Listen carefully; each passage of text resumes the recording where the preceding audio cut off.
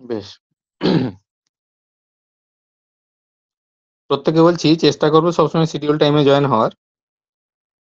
তা নাহলে আমাদের ওই শুরুতেই কি হয় ৫-৭ মিনিট করে সময় নষ্ট হয়।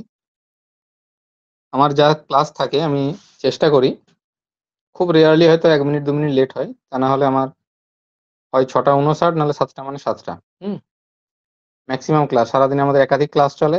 কিন্তু শিডিউল টাইম মেইনটেইন করতে হবে। ৩টা মানে ৩টা, ৭টা মানে ৭টা, ৮:৩০ মানে ৮:৩০। যে টাইমে থাকে সেই টাইমেই স্যার কিন্তু অন হয়ে যায়। কিন্তু স্যারকে তারপরেও ৫-৭ মিনিট তোমাদের জন্য বসে থাকতে হয়।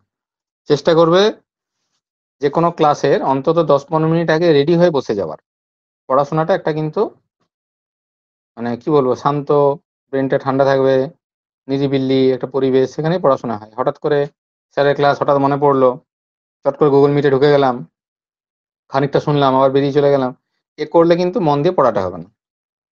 সবসময়ই চেষ্টা করবে যে শিডিউল টাইম দেয়া থাকবে। যদি ৭ টায় ক্লাসের টাইম দেয়া থাকে এট লিস্ট ৬:৪ টার মধ্যে কিন্তু খাতা পেন নিয়ে বসে যাবো মোবাইল নিয়ে হাতে। সেক্ষেত্রে ওই ১৫ মিনিট একটু উল্টে দেখে নেবো প্রিভিয়াস ক্লাসে কি আলোচনা হয়েছিল। কি পিডিএফটা একটু ওপেন করে পড়ে নিলাম আগের দিন স্যার কতটা করিয়েছেন। দেখে নিলাম। প্রিভিয়াস নলেজ রেডি হয়ে গেল।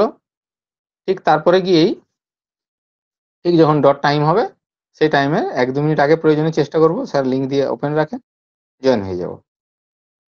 এমনটা নয় যে হঠাৎ করে মনে পড়বে, হঠাৎ করে ক্লাসে ঢুকবো, মাঝপথে ঢুকবো। তাতে করে কি হবে? ১ম থেকে কনসেপ্টটা ক্লিয়ার হবে না। আর প্রিভিয়াস যদি পড়ে না আসো ক্লাসে, তাহলে আগের দিনের পড়ার পরের যে অংশটা আমি আলোচনা করব আজকে, সেটা মেলাতে তোমার অনেকটা কষ্ট হবে। ফলে ক্লাসটা ভালো না লাগতে পারে, কিছু জিনিস নাও বুঝতে পারো। সবসময় নিয়ম হচ্ছে ক্লাসে আসার আগে অন্তত আগের দিন কি হয়েছিল একটু পাতাটা উল্টে বা যদি মোবাইলে রয়েছে একটু পিডিএফটা খুলে একটু জাস্ট এক ঝলক দেখে নেওয়া ১০-১৫ মিনিটের মধ্যেই কি আলোচনা হচ্ছিল, কতটা আমরা গিয়েছিলাম, কটা পর্যন্ত প্রশ্ন কমপ্লিট হয়েছিল আমাদের। এই মুহূর্তে যদি আমি জিজ্ঞেস করি, ম্যাক্সিমাম জনই বলতে পারবে না লাস্ট যেটা আমাদের ক্লাস 2 ছিল সেখানে আমাদের টিওআইক এর ক্লাসে লাস্ট প্রশ্নের সংখ্যাটা কত ছিল? কত নম্বর প্রশ্নে শেষ হয়েছিল? অনেকেই কিন্তু বলতে পারবে না। কিন্তু এট লিস্ট জেনে আসতে হবে। স্যার যাই হোক চলো। 24 না, 26। না।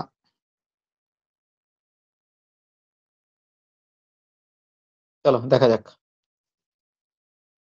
আজকের আমাদের এটা ৩ নম্বর ক্লাস সেন্ট্রাল টেটের উপর। আজকের ক্লাসের লিঙ্কও আমি ওপেন রেখেছি প্রত্যেকের জন্যই, যাতে জয়েন করতে পারে। কিন্তু এরপরেও দেখা যায় ম্যাক্সিমাম ছেলেমেয়ে কিন্তু সিটের থেকে মুখ ফিরিয়ে নেয়। একটাই কারণ ইংলিশ ভার্সন। আমি বারবার বলেছি, আগের ক্লাসেও বলেছি, আজও বলছি, ভবিষ্যতেও বলবো, সিটেট ইংলিশ ভার্সনে পরীক্ষা হলেও কিন্তু আর ৫টা অন্য পরীক্ষার থেকে অনেক বেশি সোজা। কারণ এর একটা নির্দিষ্ট পরীক্ষার প্যাটার্ন রয়েছে। লাস্ট 10 ইয়ার্স যদি খুব ভালো মতো বোঝা যায়, প্র্যাকটিস করা যায়, সিটেট কিন্তু এক চান্সেই পাস করা যায়। বহু ছেলেমেয়ে করেছে। কোনো কারণে যদি একবারে না পারি আমি অল্টারনেট ৬-৮ মাসের মধ্যে আমার আবার একটা এক্সাম হবে, যেটা স্টেটের যে আমাদের রাজ্যের যে পরীক্ষাগুলো হচ্ছে সেগুলো ৮-১০ বছর পরে যখন হয়, এক্ষেত্রে সেটা বছরে ২ বার করে হয়, কোনো কারণে হয়তো কোনো বছর ১ বার হয়। একটা রেগুলারিটি রয়েছে। জেনারেলি ম্যাক্সিমাম ছেলেমেয়ে এক চান্সেই করে দেয়। যদি কোনো কারণে না হয়ে ওঠে দ্বিতীয় সুযোগ আমি পাবো। এছাড়াও আমরা বিভিন্ন যে রাজ্যের পরীক্ষার যে ধরন বা তার যে মেরিট লিস্ট দেখলে অনেকটাই আন্দাজ অনুমান করতে পারছি যে শুধুমাত্র কিন্তু মানে গুটিকতক পরীক্ষা বা ১টা বা ২টো পরীক্ষাকে ভরসা করে যদি জীবনে বেঁচে থাকার চেষ্টা করি, তাহলে বেঁচে থাকাটা খুব কষ্টকর বা দুরূহ হয়ে যাবে। বিকল্প ভাবতে হবে। বিকল্প প্রচুর এক্সাম হচ্ছে। বহু এক্সামের নাম জানি না, খোঁজ জানি না, পরীক্ষার ধরন জানি না। জানতে হবে, চেষ্টা করতে হবে, খোঁজ করতে হবে এবং এই পড়াশোনার সার্কেলের মধ্যে থাকতে হবে। চেষ্টা করবে বিভিন্ন যে WhatsApp বা Facebook বা যে গ্রুপগুলো রয়েছে সেই গ্রুপগুলো যেগুলো এডুকেশন রিলেটেড বিষয় নিয়ে আলোচনা করা হয় সেগুলোতে থাকো। বাকিগুলো থেকে লেফট নাও। যেখানে রেগুলার খবর দেয়া হয় বিভিন্ন বিকল্প পরীক্ষা কোথায় হচ্ছে, তার সিলেবাস প্যাটার্ন কি, কিভাবে এক্সাম হয়, তার খোঁজ খবর দিচ্ছে, সেগুলোতে থাকো। এই সার্কেলটার থেকে বেরিয়ে যাবে না। সার্কেলটা থেকে বেরিয়ে গেলে তুমি অতি সহজে ডিমোটিভেটেড হয়ে যাবে। মোটিভেটেড হতে যদি তোমার ৫ দিন সময় লাগে, ৫ মিনিট সময় লাগবে ডিমোটিভেটেড হতে। অনেকক্ষণ ধরে তোমাকে বোঝানোর পর তোমার খানিকটা আগ্রহ বা চেষ্টা তৈরি হবে যে না আমি পরীক্ষাটা দিই। ৫-১০ মিনিট তুমি যদি অন্য একটা কোনো ভিডিওস বা অন্য সোশ্যাল মিডিয়ায় চলে যাও, আমার ২ ঘন্টা বকবকানিটা পুরো বৃথা হয়ে যাবে। তোমাকে যা মোটিভেট করার চেষ্টা করলাম, দেখা যাবে ৫ মিনিটের অন্য একটা জিনিস তোমার সেটা কেড়ে নিয়ে চলে যাবে। আমরা অন্যমনস্ক খুব সহজে হয়। পেডাগজি একথাই বলে, ক্লাসের শিক্ষার্থী খুব সহজে অমনোযোগী হবে। খুব সহজে তারা ডিমোটিভেটেড হবে, খুব সহজে তারা পড়াশোনার থেকে দূরে চলে যেতে চাইবে। অ্যাজ এ টিচার আমাদেরকে বিভিন্ন পদ্ধতির আশ্রয় নিতে হবে যাতে ছেলে মেয়েদেরকে আমরা মোটিভেটেড করতে পারি।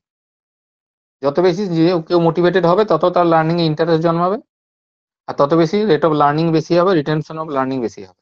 এই হচ্ছে থিওরি। তো সেটা সর্বক্ষেত্রে আমাদের বাস্তব জীবনের ক্ষেত্রেও সেটাই প্রযোজ্য। যার জন্য বলবো, বারবার বলছি, বিকল্প সেন্ট্রালে যে এক্সাম হচ্ছে টিচিং রিলেটেড, এই এক্সামগুলো দাও, এগুলোর জন্য প্রস্তুতি নাও। একটা ফর্ম ফিল আপ অলরেডি চলছে আমাদের, কেভিএস এনভিএস শুনেছি আমরা, একাধিক তার পোস্ট আছে বিভিন্ন টিচিং নন টিচিং মিলিয়ে, সেগুলো অ্যাপ্লাই করার চেষ্টা করো। প্রয়োজনে আমি ওগুলোর উপর একটা ভিডিও বানিয়ে দেবো, কোনটার কি ক্রাইটেরিয়া রয়েছে। চেষ্টা করো বিকল্প পদ্ধতিগুলো আশ্রয় নেওয়ার, বিকল্প এক্সামগুলো দাও, এই সার্কেলের মধ্যে থাকো এবং প্রচুর পড়াশোনা করো। এর বিকল্প কোনো কথা নেই, একটাই কথা, প্রচুর পড়াশোনা করো। তো দেখো আমাদের আজকে ডে 3 প্রথম প্রশ্ন স্ক্রিনে চলে এসেছে। আমরা অলরেডি 2টো ক্লাস করেছি, সেটাতে মূল ফোকাসটা আমাদের ছিল টিচিং রিলেটেড, টিচিং এই রিলেটেড প্রশ্নগুলি আমাদের বেশি ছিল। এবার আজকের প্রশ্নের ধরনটা সেখান থেকে একটু শিফট করে একটু অন্যরকম হবে। তার প্রথম প্রশ্নটা দেখলেই সেটা বুঝতে পারছো তোমরা। এবার এর থিওরি আমরা পড়িনি, প্রবলেম বেসড লার্নিং কি আমরা জানি না, কোনো থিওরি আগে পড়া নেই, পেডাগজি সম্পর্কে কিচ্ছুই জানি না, সেখান থেকে শুরু করছি আজকের ক্লাস। বা অনেকে আছো, এমন হয়তো আছো কেউ যে আজকে প্রথম জয়েন করছো, তাহলে এটা আমার 1 নম্বর প্রশ্ন, তার জন্য কিছুই জানার দরকার নেই, তাও দেখো কিভাবে সলভ করতে পারবে। The main purpose of problem based learning, এটা বুঝতে পারছি প্রবলেম বেসড লার্নিং কথার মানে খুব সহজে একটা ইংরেজি, তার মূল লক্ষ্যটা কি। এবার বারবার একটা জিনিস তোমাদেরকে বলি, যে কিছু কিওয়ার্ড মনে রাখতে হবে, পজিটিভ অ্যান্ড নেগেটিভ। পজিটিভ এর নেগেটিভ কিছু কিওয়ার্ড আমাদেরকে মনে রাখতে হবে, যেটা আমাদেরকে কিন্তু পরীক্ষার সময় এই ধরনের প্রশ্নের উত্তরগুলো খুব সহজে খুঁজে বার করতে পারবে। কিছু নেগেটিভ কিওয়ার্ড অলরেডি আমরা নোট করেছি আগের ক্লাসে, তার আগের ক্লাসে, আজকেও কিছু পাবো। যেমন আমি যদি শেষ থেকে শুরু করি, একটা ওয়ার্ড অলরেডি পেয়ে গেছি, অনলি। বলেছিলাম negative word only, not, none, least, except, কতগুলো শব্দ আছে যেটাতে ধারণাটা নেগেটিভ হয়ে যায়। তার সাথে কি আছে, এক্সামের কথা বলা আছে, এক্সামে প্রিপারেশনের কথা বলা আছে। আমরা বলেছিলাম এক্সাম, সিলেবাস, টেক্সট বুক এগুলো হয় না, বাদ গেল। এবার একটা বলা আছে ইমপ্রুভ হ্যান্ডরাইটিং, কিন্তু প্রশ্নটাতে দিয়েছে মেন পারপাস, মানে প্রধান। মেন মানে কি, প্রধান। প্রবলেম বেসড লার্নিং এর একটা পার্ট হতে পারে হ্যান্ডরাইটিং এর ইমপ্রুভমেন্ট, হতে পারে অন্য স্কিলের ডেভেলপমেন্ট হতে পারে, সেগুলো তো থাকছেই, কিন্তু মেন পারপাসটা কি। এটা কিন্তু ভালো কথা, হ্যান্ডরাইটিং ইমপ্রুভমেন্ট দরকার, কিন্তু প্রবলেম বেসড লার্নিং এর পার্ট হ্যান্ডরাইটিং, কিন্তু প্রবলেম বেসড লার্নিং এর পার্ট কিন্তু হ্যান্ডরাইটিং হবে না, এটা আমরা বুঝতে পারছি। এছাড়া আরেকটা এখানে ওয়ার্ড পাচ্ছি আমরা, মেমোরাইজেশন, মানে মুখস্থ করা, সোজা কথা, অন্ধের মতো মুখস্থ করা, মুখস্থ বিদ্যা। মেমোরাইজ করা মানে মুখস্থ করার বিদ্যা, যেটা পুঁথিগত বিদ্যা, যেটা আমরা অতীতে মুখস্থ করার উপর জোর দেওয়া হতো, ছেলে মেয়ে মুখস্থ করবে, পরীক্ষা হলে গিয়ে সেটাকে বমি করে লিখে দিয়ে আসবে, এই তো ধারণা ছিল। এই মেমোরাইজেশন, মুখস্থ করা, এটা বাদ। আমরা গতকালকেও সোশ্যাল স্টাডিজ এর ক্লাস করছিলাম, সেখানে আমরা 30টা প্রশ্ন সলভ করেছিলাম বাংলাতে, সেখানেও দেখবে বারবার আসছিল এই মুখস্থ করার কথাটা। এগুলোই প্রশ্নের ভাষা, ঘুরিয়ে পিছিয়ে আসবে, প্রশ্নটা 1000 রকম হতে পারে, অপশনগুলো কিন্তু কমন চলে আসছে ঘুরে ঘুরে, দেখো। তাহলে মেমোরাইজেশন বা মুখস্থ করা কোনোদিন অপশনে হবে না যদি প্রশ্নটা পজিটিভ হয়। Only, except, none, not, negative ধারণা হবে না। আরেকটা পজিটিভ কি বলেছিলাম, রিয়েল লাইফ, লাইফ সেন্ট্রিক, তাই না, রিয়েল লাইফ, লাইফ সেন্ট্রিক। তাছাড়া এই অপশনটার মধ্যে লার্নারের কথা বলা আছে, লার্নারকে কি করবে, help learners analyse real life situation, real life, life centric, এই life related, real life related, এই ধরনের অপশন যদি থাকে, এক কথায় এটাই অপশন হবে, মানে বোঝার কোনো দরকার নেই। প্রবলেম বেসড লার্নিং এর কথাই বলুক বা এখানে অন্য কোনো টার্ম দিয়ে দেখ, প্রশ্নটা যাই হোক না কেন, এটাই উত্তর। এত ইম্পর্টেন্ট এটা একটা টার্ম, এই যে real life, life centric, life related, এই লাইফ রিলেটেড, লাইফ সিচুয়েশন থেকে যখনই কোনো প্রশ্ন দেবে, সেটাই কিন্তু পজিটিভ, সেটাই সঠিক হবে। মেমোরাইজেশন, মুখস্থ বিদ্যা চলবে না। পরীক্ষায় প্রস্তুতি, সিলেবাস কভারেজ, এইগুলো বর্তমানে কিন্তু নেগেটিভ ধারণা ধরা হয় পেডাগোজির ক্ষেত্রে। ফলে বি উত্তর হবে, এবং তোমরা প্রত্যেকেই সঠিক উত্তর দিয়েছো, যারা যারা দিয়েছো, স্মৃতি, সম্প্রীতি, প্রবীর, পপি, মন্দিরা, মৌমিতা, তোমরা সকলেই সঠিক উত্তরই দিয়েছো। বেশ। এন্ট্রি বিহেভিয়ার টার্মটা একটু নতুন, এই টার্মটার সাথে আমরা পরিচিত নই, এই টার্মটার সাথে আমরা পরিচিত কিন্তু নই, একটু নতুন টার্ম একটা পেলাম, কি এন্ট্রি বিহেভিয়ার। এন্ট্রি মানে তো বুঝতে পারিস খুব সহজে, বিহেভিয়ার শব্দটা মানে জানি। এন্ট্রি মানে যখন কেউ প্রবেশ করছে। এন্ট্রি মানে কি বলে, এন্ট্রি এক্সিট মানে যেটা প্রবেশদ্বার, প্রবেশ করা, যেখানটায় আমরা প্রবেশ করি বাইরের জগৎ থেকে ভেতরের জগতে প্রবেশ করছি, দরজার বাইরে থেকে দরজার ভেতরে প্রবেশ করছি, একটা এন্ট্রান্স রয়েছে, একটা এন্ট্রি পথ রয়েছে, তাই না? তাহলে এন্ট্রি বিহেভিয়ার মানে বোঝা যাচ্ছে শুরুতে কোনো আচরণ। এন্ট্রি শব্দটা দিয়ে এটা বুঝতে পারছি শুরুতে বা প্রারম্ভিক, প্রাথমিক, প্রথম পর্যায়ে এই ধরনের কিছু একটা আচরণের কথা এখানে বলার চেষ্টা করছে। এটা আমি ওয়ার্ডটার মানেটা ধরে অনুধাবন করার চেষ্টা করছি। এবার অপশনগুলোই চলে এসো। Child's behaviour at home, child's attendance in class, child's prior knowledge and skill, child's ability to follow rules. একই পদ্ধতি অ্যাপ্লাই করার চেষ্টা করো। কি পদ্ধতি? রুলস হয় না। এখন অল্টারনেট শব্দটাই যেটা গুরুত্ব দেওয়া হয় সেটা হচ্ছে এক্সাম্পলস। রুলসে আমরা গুরুত্ব দিই না। Rules, strict disciplines, rules, strict discipline, এগুলো সব নেগেটিভ ওয়ার্ড। নোট করবে খাতায়, তোমরা খাতা পেন নিয়ে বসবে। পেডাগোজি ক্লাস করতে হলে খাতা পেন নিয়ে বসতে হবে। পেডাগোজি ক্লাস মানে খাতা পেন নিয়ে বসতে হবে।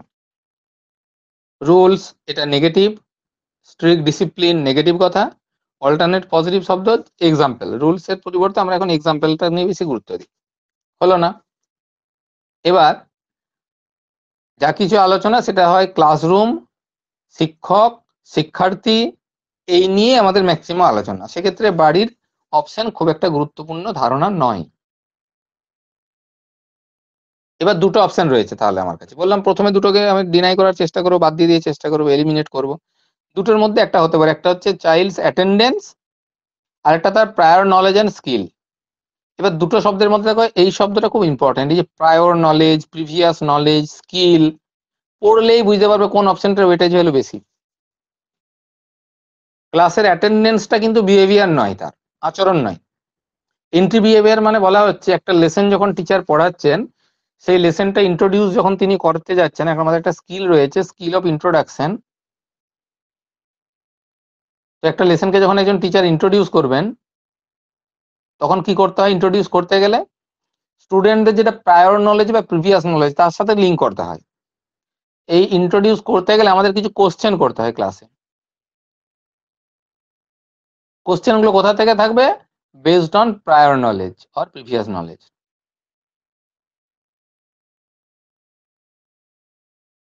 প্রিভিয়াস নলেজ, লার্নারের যে প্রিভিয়াস নলেজ তার সাথে লিঙ্ক করে করে টিচারকে বলা হয় যে আপনি ইন্ট্রোডিউস করুন লেসনটা। এটাই তার এন্ট্রি বিহেভিয়ার বা এন্ট্রি নলেজ বা এন্ট্রি এক্সপিরিয়েন্স, একাধিক টার্ম ব্যবহার করা যেতে পারে। প্রারম্ভিক অভিজ্ঞতা, প্রারম্ভিক আচরণ, প্রারম্ভিক জ্ঞান, যাই বলুক না কেন, কনসেপ্টটা হচ্ছে যে কোনো লেসন যখন টিচার ইন্ট্রোডিউস করবেন সেটা সম্পর্কে শিক্ষার্থীর কিছু না কিছু প্রারম্ভিক ধারণা রয়েছে, সেটাই তার এন্ট্রি বিহেভিয়ার। সেটাকে লিঙ্ক করে, সেটাকে আলোচনা করে টিচারকে কোনো লেসন ইন্ট্রোডিউস করতে হবে। সেটা করতে গিয়ে উনি লাইফ সেন্ট্রিক এক্সাম্পল দেবেন, উনি টেক্সট রিলেটেড তাদের প্রায়র নলেজের উপর ডিপেন্ড করে কিছু প্রশ্ন করবেন, সেখান থেকে লেসনটাকে ইন্ট্রোডিউস করার চেষ্টা করবেন। এটাই হচ্ছে এন্ট্রি বিহেভিয়ার। কনসেপ্টটা তোমরা সকলেই জানো, কিন্তু এন্ট্রি বিহেভিয়ার টার্মটা একটু নতুন, এটা আজকে অনেকেই নতুন জানলে। Entry behaviour. বেশ, যদিও উত্তর কিন্তু সঠিক দিয়েছো, শুধু মামনি একটু গোলমাল করে দিয়েছিল। হ্যাঁ স্যার, আমি মানেটা ঠিক বুঝতে পারিনি। ঠিক আছে, কোনো অসুবিধা, করতে করতেই তো শিখবো। একটা বড় প্রশ্ন চলে এসেছে দেখো।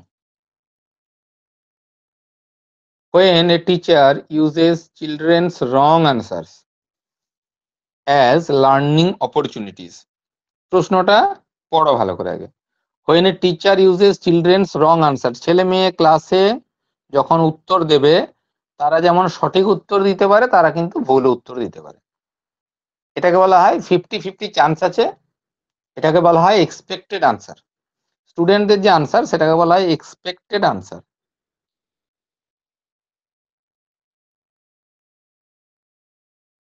It may be right or it may be wrong.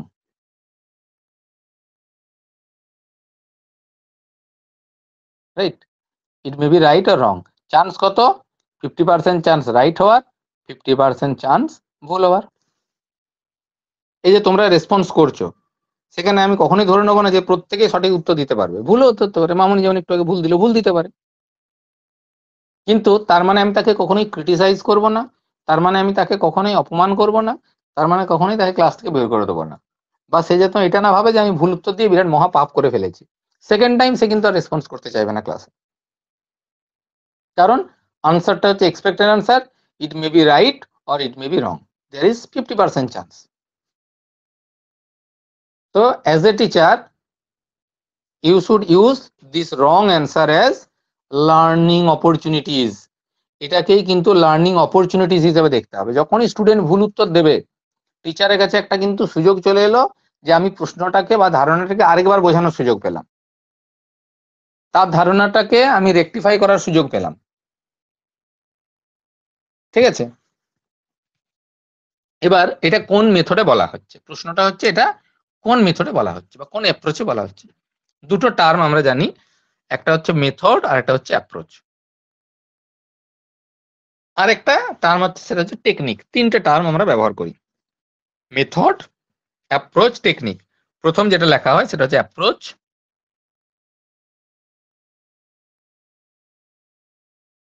এই অ্যাপ্রোচের যে এর আন্ডারে থাকে method,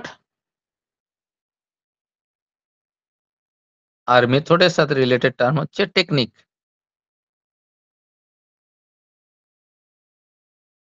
both are related, method and technique, and also approach and method is also, they are also related term. এখন বিষয়টা কি? বিষয়টা হলো আমরা টিচার হব, এটা আমাদের approach. Approach is an umbrella term, এর স্কোপটা অনেক বড়। অ্যাপ্রোচ বা ফুটবল খেলতে নেমেছে প্লেয়াররা, তাদের অ্যাপ্রোচ হচ্ছে আমরা ম্যাচটা জিতবো, this is our target. Approach means our aim, অ্যাপ্রোচটাকে আমরা এম বলতে পারি, এটা হচ্ছে aim, approach. This is our target, ম্যাচটা জিতবো, এটা টার্গেট, এটা অ্যাপ্রোচ। বা আমরা টিচার হব, এটা আমাদের অ্যাপ্রোচ। সেই অ্যাপ্রোচটা ফুলফিল করার জন্য আমাদের কিছু মেথডের আশ্রয় নিতে হয়, যেটাকে আমরা বলি প্ল্যানিং স্টেজ। এই মেথডটা হচ্ছে প্ল্যানিং স্টেজ। কি প্ল্যান করছি না, আমাকে আপকামিং যে টেট এক্সামটা আছে সেটা আপার প্রাইমারি হোক বা সেন্ট্রাল টেট হোক, খুব ভালো করে দিতে হবে। তার জন্য কিছু বই কিনতে হবে, তার জন্য একটা ভালো ইনস্টিটিউশনে ভর্তি হতে হবে, তার জন্য রেগুলার ক্লাস করতে হবে, রেগুলার টেস্ট দিতে হবে। এই যে 1 2 3 4 করে বললাম, সেগুলো আমরা প্ল্যানিং করে নিই। তোমরা প্রত্যেকে প্ল্যানিং করেছো বলেই কিন্তু ক্লাস করতে এসেছো আজকে। প্রত্যেকের একটা এম রয়েছে, অ্যাপ্রোচ রয়েছে, টিচার হব, বা অ্যাপ্রোচটা হচ্ছে সিটেট পাস করব, সেই অ্যাপ্রোচ নিয়ে প্রত্যেকে এসেছো। সেখান থেকে তোমরা প্ল্যান করছো রেগুলার কিভাবে ক্লাস করবো, সব জিনিসগুলো বুঝতে হবে, খাতায় নোট করতে হবে, এটা করতে হবে, ওটা করতে হবে। This is planning, planning stage or drafting stage, this is hour method. And what is technique, যেটা অ্যাকচুয়ালি রিয়েল ক্লাসরুমে যেটা হয়। টেকনিক ওয়ার্ডটা রিয়েল ক্লাসরুম,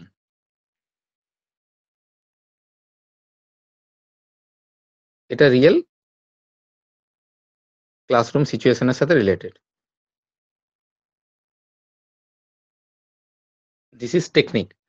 এই যে আমি এই মুহূর্তে পড়াচ্ছি, এই যে তোমাদেরকে বোঝানোর চেষ্টা করছি, এই যে পজিটিভ ওয়ার্ড কিওয়ার্ডে ধারণা দিচ্ছি, দিস ইজ, এইটাই হচ্ছে টেকনিক। টেকনিকটা যদি ঠিকঠাক থাকে তাহলে তোমাদের লার্নিং হবে, তাহলে তোমাদের প্ল্যান ঠিকঠাক থাকবে, যে স্যারের কাছে ভর্তি হয়ে ভুল কাজ করিনি, যে সিদ্ধান্ত নিয়েছিলাম সেটা সঠিক, এবং তার ফলে তোমাদের যে লক্ষ্য সিটেট পাস করে সেটা সফল হবে। টেকনিকে যদি ভুল থাকে তাহলে তোমাদের প্ল্যানিং ভুল হয়ে যাবে, ভুল প্রমাণ হবে, তোমাদের যেটা এম ছিল বা অ্যাপ্রোচ ছিল সেটা ফুলফিল হবে না, তাই না? রাজ্য সরকার একটা কেন্দ্রীয় সরকার সিদ্ধান্ত নিলেন যে 10 বছরের মধ্যে শিক্ষার হার এত% বাড়িয়ে দেবো, দিস ইজ অ্যান অ্যাপ্রোচ। তার জন্য একটা ভালো কারিকুলাম তৈরি করতে হবে, তার জন্য অনেক টিচার নিয়োগ করতে হবে, তার জন্য কিছু স্কুল স্থাপন করতে হবে। এই যে হবে হবে হবে planning stage, this is their method. এই মেথডে কাজটা করব। টেকনিক কি? যখন স্কুলটা এস্টাবলিশ করা হলো, টিচার নিয়োগ হয়ে গেল, টিচাররা ক্লাসে পড়াচ্ছেন, দিস ইজ টেকনিক। দেখো, টেকনিক যদি ভুল হয়ে যায় আলটিমেট অ্যাপ্রোচ কিন্তু ফলস হয়ে যাবে। টেকনিক যদি ভুল হয়ে যায় মেথড ভুল হয়ে যাবে, মেথড ভুল হয়ে গেলে অ্যাপ্রোচ ভুল হয়ে যাবে। এই তিনটে টার্ম। তো এখান থেকে আমরা তাহলে বুঝতে পারছি সব থেকে ইম্পর্টেন্ট টার্ম কোনটা? নিশ্চয়ই অ্যাপ্রোচ, এটা 1 নম্বর, 2 নম্বর, 3 নম্বর, রাইট? এটা একটা টেকনিক সঠিক উত্তর খুঁজে বার করার। মেথড আর অ্যাপ্রোচের মধ্যে যদি অপশন থাকে জেনারেলি অ্যাপ্রোচটাই হয়, কারণ অ্যাপ্রোচের কনসেপ্টটা বলেছি অনেক ব্রডার কনসেপ্ট। 1 নম্বর কথা। 2 নম্বর, এবারে চলে এসো অপশনগুলোতে। যদি আমি অ্যাপ্রোচ, মেথড, টেকনিক এসব শিখিনি, থিওরির ব্যাপার জানি না, আমি তা উত্তর খুঁজে বার করব। ট্র্যাডিশনাল মেথড, ট্র্যাডিশনাল বলেই দিয়েছিলাম, ট্র্যাডিশনাল, ওল্ড, এগুলো সব teacher centric. Traditional means teacher centric, যেটা গতানুগতিক, যেটা ওল্ড, হবে না। আরেকটা লেকচার মেথড উদাহরণ দিয়েছিলাম, রেডিও চলছে, টিভি চলছে, ইউটিউবের ভিডিও দেখছো, লেকচার মেথড, যেটাকে বলেছিলাম ওয়ান ওয়ে বা টিচার সেন্ট্রিক, এটাও আলোচনা আমরা করেছিলাম, হবে না। পড়ে রইল বি আর সি।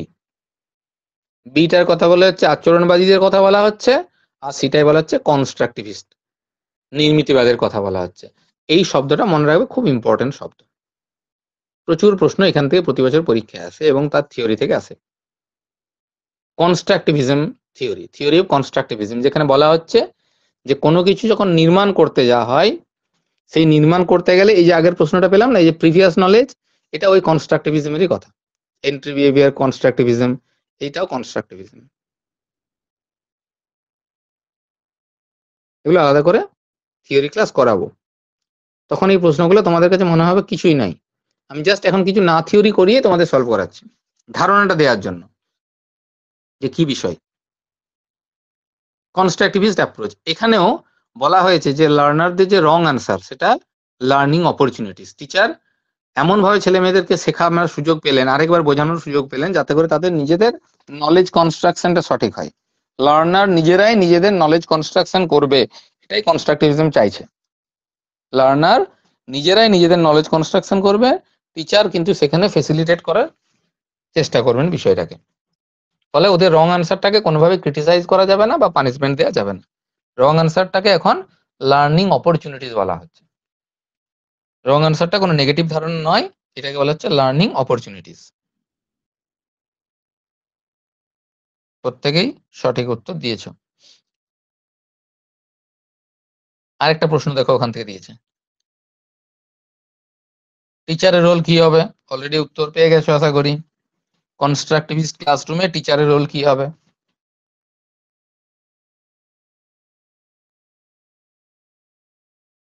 থিওরি জানি না, স্ট্রিক্ট ডিসিপ্লিন প্রথমেই বাদ, লেকচার দেবে, এক তো লেকচার আবার লং লেকচার, মানে তো আরোই বাদ। ডাইরেক্ট আনসার, একটা ছেলে কোনো স্টুডেন্ট প্রশ্ন করলো বা তাকে সরাসরি উত্তর দিয়ে দেবো, এইটা উত্তর দেওয়াটা বিষয় নেই। বিষয় হচ্ছে টিচার উত্তর দেবে না ক্লাসে, মনে রাখবেন। ক্লাসে টিচার উত্তর দেবেন না, উনি কিছু ক্লু দেবেন, কিছু হিন্টস দেবেন, যাতে স্টুডেন্ট কিন্তু রেসপন্স করতে পারে। ক্লাসে যাতে স্টুডেন্ট রেসপন্স করতে পারে, সেটাকে কিন্তু স্টুডেন্টকে অ্যাক্টিভ করতে হবে, স্টুডেন্টের মুখ থেকে উত্তরটা বের করে নিয়ে আসতে হবে। সেটার জন্য টিচারকে বলা হয় ফেসিলিটেটর। এই টার্মটা খুব important term, facilitator and guide. গাইডটা অলরেডি তোমরা জানো, এই ফেসিলিটেটর শব্দটা নোট করে নাও। এখনকার দিনে টিচারকে বলা হয় ফেসিলিটেটর, যিনি ফেসিলিটেট করেন। প্রশ্ন আছে যে what is teaching? Teaching is the art of facilitating learning. Teaching is the art of facilitating learning. শিক্ষণের সহায়তা করার প্রক্রিয়াটাকেই শিক্ষণ বলে। টিচিং এর কাজ, শিক্ষণের কাজ হলো শিক্ষণের সহায়তা প্রদান করা। যে যে কাজগুলো শিক্ষণে সহায়তা প্রদান করবে, সেই কাজগুলোই হবে টিচিং। যিনি শিক্ষণে সহায়তা প্রদান করবেন তিনিই হবেন টিচার। আগে বলা হতো যিনি টিচ করেন তিনি টিচার, যিনি শেখান তিনি শিক্ষক না। যিনি শিক্ষণে সহায়তা প্রদান করেন তিনি শিক্ষক, বর্তমানে এই ডেফিনেশনটা চলছে। যিনি শিক্ষণে সহযোগিতা করেন, a person who facilitates learning is called teacher, right? এবার কনস্ট্রাকটিভিস্ট ক্লাসরুমই বলুক তোমাকে, মডার্ন ক্লাসরুমই বলুক, অ্যাক্টিভিটি বেসড ক্লাসরুমই বলুক, যাই বলুক না কেন, টিচারের রিসেন্ট রোল হচ্ছে ফেসিলিটেটর। প্রশ্নতে যে ক্লাসরুমই বলুক না কেন, অ্যাকচুয়াল প্রশ্নটা হচ্ছে মডার্ন টাইমে টিচারের রোলটা কি হওয়া উচিত, বা according to child centric approach টিচারের রোলটা কি হওয়া উচিত, according to modern classroom, according to activity based education system, according to constructivist classroom, according to child centric approach, যাই বলুক না কেন, প্রশ্নটা অ্যাকচুয়ালি হচ্ছে the role of the teacher, this is facilitator. টিচারকে বলা হয় ফেসিলিটেটর, তার রোলসটা হবে to facilitate and guide learning. Clear হচ্ছে তো কনসেপ্টগুলো, না হচ্ছে না আমাকে বলো? কনসেপ্টগুলো ক্লিয়ার হচ্ছে না, শুধু উত্তর দিয়ে চলে যাচ্ছে তোমরা? হচ্ছে স্যার। বাহ, হচ্ছে স্যার। ভালো, বেশ। পেডাগজিকে ভালোবাসতে শেখো, পেডাগজিকে বুঝতে শেখো। পেডাগজি তোমাকে ধোকা দেবে না, ঠকাবে না। পেডাগজি এমন জিনিস, যদি একবার কনসেপ্ট ক্লিয়ার করতে পারো, এর থেকে সোজা জিনিস নেই। এবং পরীক্ষার হলে উত্তরটা দিয়ে তুমি শিওর হবে, পাশে দরকার হলে লিখে নিতে পারবে যে 1 নাম্বার আমার শিওর হয়ে গেল। কেন? তুমি পজিটিভ নেগেটিভ কোন উত্তরটা হবে, কোন উত্তরটা হবে না, প্রশ্ন যায় আসুক, তোমার একটা কনসেপ্ট ফ্রেম হয়ে যাবে। কোশ্চেনের ভাষাটা দেখলে, যখনই ফেসিলিটেট দেখবে, পুরো প্রশ্ন পড়ার কোনো দরকারই নেই, অপশন পড়ার দরকারই নেই। কনস্ট্রাকটিভিস্ট ক্লাসরুম মানে লেটেস্ট, ট্র্যাডিশনাল মানে হচ্ছে ওল্ডেস্ট, পুরনো মানে টিচার সেন্ট্রিক, নতুন মানে চাইল্ড সেন্ট্রিক। চাইল্ড সেন্ট্রিক ক্লাসরুমে টিচারের রোল হবে ফেসিলিটেটর। এই কনসেপ্ট মাথার মধ্যে যখন গেঁথে যাবে, প্রশ্নটা দেখার সাথে সাথে ফেসিলিটেট বি এবং 1 নাম্বার সিও শর্ট, তুমি একটা কনফিডেন্স পাবে আলাদা করে। অ্যাক্টিভিটি বেসড লার্নিং কিসে ফোকাস করে? অ্যাক্টিভিটি বেসড লার্নিং কোন জিনিসের উপর ফোকাস করে? নিজেরাই উত্তর দিতে পারো, দেখো। Learning by doing. Textbook negative কথা, নোট করতে হবে নেগেটিভ শব্দগুলো। অনলি নেগেটিভ কথা, দুটো দুটো নেগেটিভ দিয়েছে, হবেই না। একটু আগে বললাম মেমোরাইজিংটা হবেই না, memorisation, memorising, memory related option হবে না, বাদ চলে গেল। পড়ে রইল কে? সবসময় তাড়িয়ে দিতে হবে অনেকগুলোকে, দুটোকে তো তাড়িয়ে দিতে হবে প্রথম, দেবে দুটোর মধ্যে, বাকি দুটোর মধ্যে দেখো লার্নিং বাই ডুইং না লার্নিং বাই ওয়াচিং, অটোমেটিক তুমি উত্তর দেবে স্যার লার্নিং বাই ওয়াচিংটা হবে, ডুইংটা অতটা ইম্পর্টেন্ট নয়, হবে না। তাহলে একে বাদ দিয়ে দাও, একে করো, easy and simple. Activity based learning বলতে কি বোঝায়, তার কি থিওরি, কিছুই জানার দরকার নেই, উত্তর হয়ে গেল।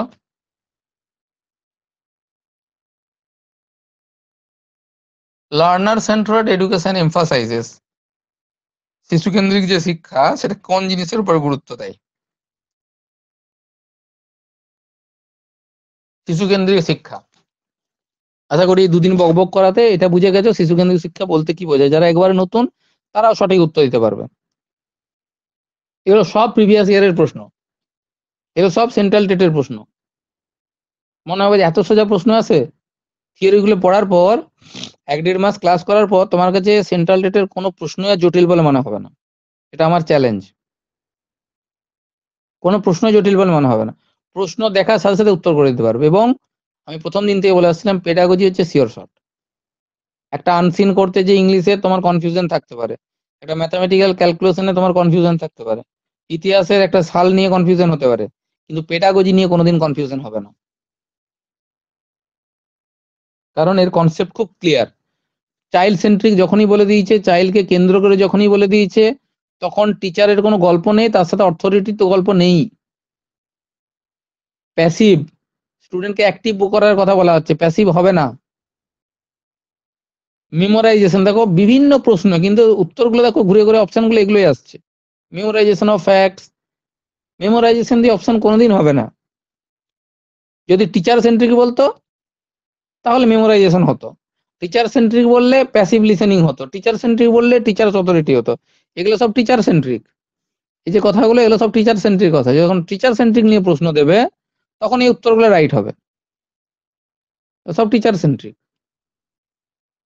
আমার প্রশ্নটা বলেছে লার্নারকে নিয়ে, তাহলে active participation of students or learner, সোজা কথা। স্টুডেন্টদের অ্যাক্টিভ পার্টিসিপেশন হবে, তাই না? স্টুডেন্টদের অ্যাক্টিভ পার্টিসিপেশন হবে, সেটাই তো স্টুডেন্ট সেন্ট্রিক হবে, সেটাই তো চাইল্ড সেন্ট্রিক হবে, সেটাই তো লার্নার সেন্ট্রিক হবে। পরেরটা পড়ো, নিজেরাই উত্তর দিতে পারবে।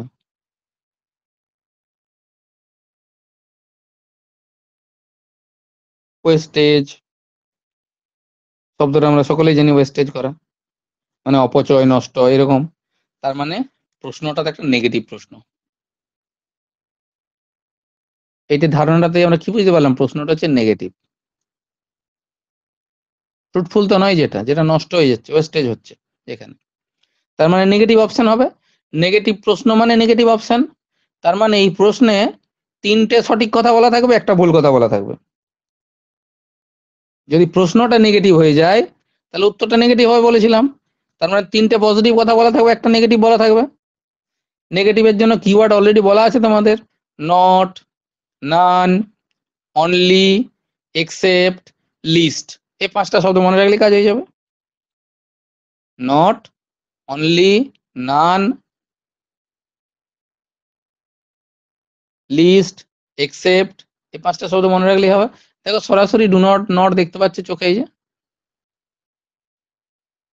সরাসরি দেখতে পাচ্ছ নট। পজিটিভ কি? লার্নিং বিকামস মিনিংফুল, পজিটিভ কথা। Teachers give relevant examples, positive কথা। এটা শুধু পজিটিভ ধারণা, রেলিভেন্ট এক্সাম্পল দিয়ে পজিটিভ ধারণা। Students reflect on learning, reflect কথাটা পজিটিভ কথা। কিন্তু আমার প্রশ্ন নেগেটিভ, উত্তরও চাইছে নেগেটিভ, তাই না?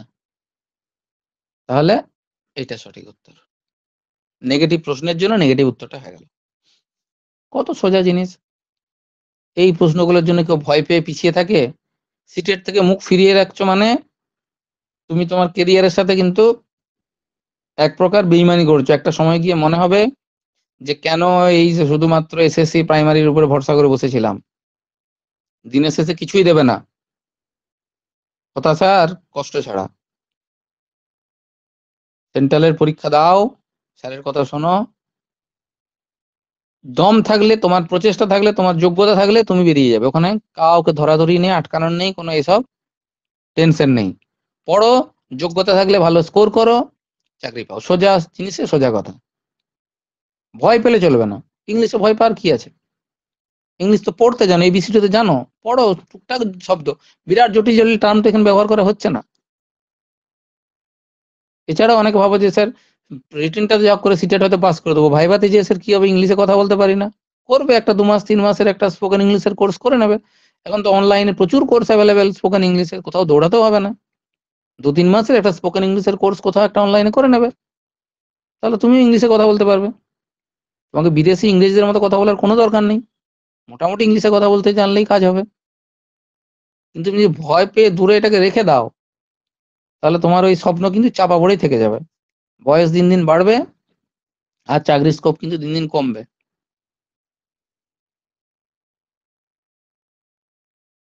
The best way to assess concept formation in children, concept formation, বর্তমানে কনসেপ্ট শব্দটার উপর খুব বেশি গুরুত্ব দেওয়া হচ্ছে। এখন মেমোরাইজেশনের উপর গুরুত্ব দেওয়া হয় না, এখন কনসেপ্ট ফরমেশনের উপর গুরুত্ব দেওয়া হচ্ছে। খুব ইম্পর্টেন্ট টার্ম, কনসেপ্ট ফরমেশন। কি করলে ছেলে মেয়েদের মধ্যে কনসেপ্ট ফরমেশন হবে? দেখো আমার প্রশ্ন পড়া হচ্ছে না, তোমরা উত্তর দিয়ে দিচ্ছ ফ্র্যাকশন অফ সেকেন্ডস। একটা প্রশ্নের উত্তর দিতে আমি স্ক্রিনটা জাস্ট যখনই শেয়ার করছি সাথে সাথে তোমরা উত্তর দিয়ে দিচ্ছ। একটা এই শর্ট টাইমের মধ্যে একটা ম্যাথামেটিক্যাল ক্যালকুলেশন করতে পারবে, এই শর্ট টাইমের মধ্যে একটা আনসিন সলভ করতে পারবে, এই শর্ট টাইমের মধ্যে একটা জিকে সলভ করতে পারবে? পারবে না। যত তাড়াতাড়ি পেডাগজি সলভ করতে পারবে, ইনস্ট্যান্ট হয়ে যাবে উত্তর। তোমরা বুঝে গেছো মেমোরাইজেশনের গল্প নেই, স্যার বারবার বলে দিচ্ছে নেগেটিভ। লং নোটস, নোটসের গল্প নেই, অন্যের খাতা থেকে কপি করব, হবে না। সোজা জিনিসের সোজা উত্তর। Asking them to classify and give examples, আমি বলেছি রুলস হবে না, এখন এক্সাম্পলটা পজিটিভ শব্দ, পজিটিভ শব্দ চিনে গেছো, এক্সাম্পলের কথা বলা আছে। এক্সাম্পল, যেখানে এক্সাম্পল সেটাই উত্তর। যেগুলো হলো না সেগুলোকে যদি বাদ দিয়ে দিতে পারো তাহলেও সঠিক উত্তরটা পড়ে থাকবে তোমার কাছে, কিন্তু মুখস্থ করে যাবে না।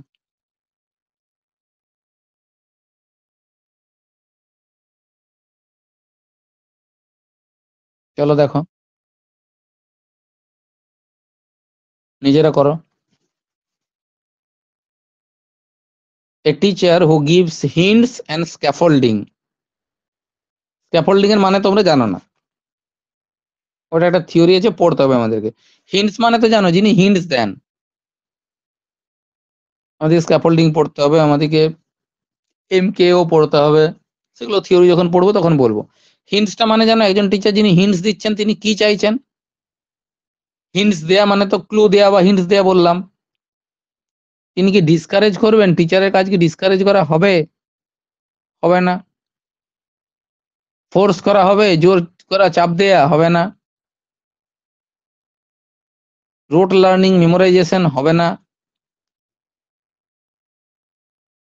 তাহলে পড়ে থাকছে অটোমেটিক এইটাই, সাপোর্টিং ইন্ডিপেন্ডেন্ট লার্নিং।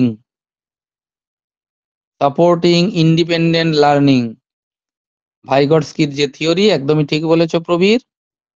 ভাইগটস্কির একটা থিওরি আছে, সেটা আমাদেরকে পড়তে হবে। তাপস বলছে স্যার এমকে ওটা বলেছিলেন আপার প্রাইমারি ক্লাসে। হ্যাঁ, যারা আপার প্রাইমারি ক্লাস করছো তারা এই থিওরি গুলো জানো, থিওরি ক্লাসগুলো হয়েছে। কিন্তু যারা জানো না, আমি চাই ধরেই নিচ্ছি কেউ জানোই না এইসব। স্ক্যাফোল্ডিংটা নতুন, সত্যি নতুন শব্দ, না জানলে পারা যাবে না। এমকেও নতুন শব্দ, না জানলে পারা যাবে না। ভাইগটস্কির নাম শুনিনি আমরা এর আগে কখনো। এটুকু তো বুঝতে পারছি, একজন টিচার যিনি হিন্টস দেওয়ার চেষ্টা করছেন, তিনি নিশ্চয়ই ডিসকারেজ করছেন না ছেলে মেয়েদেরকে, তিনি নিশ্চয়ই ফোর্স করছেন না ছেলে মেয়েদেরকে, তিনি নিশ্চয়ই মুখস্থ করার জিনিসকে গুরুত্ব দিচ্ছেন না। হিন্টস দেওয়া মানে তো মুখস্থকে গুরুত্ব দেওয়া নয়। তিনি ইন্ডিপেন্ডেন্ট লার্নিং চাইছেন, ছেলেমেয়েরা নিজেরা শিখুক, নিজেরা বলার চেষ্টা করুক। কমন সেন্স থেকে উত্তর হয়ে যাবে। এবার যখন তুমি স্ক্যাফোল্ডিংটা পড়ে নেবে তখন আরো ক্লিয়ার হয়ে যাবে তোমার কাছে কনসেপ্টটা, আরো তাড়াতাড়ি উত্তর দিতে পারবে তখন। ঠিক আছে, বেশ।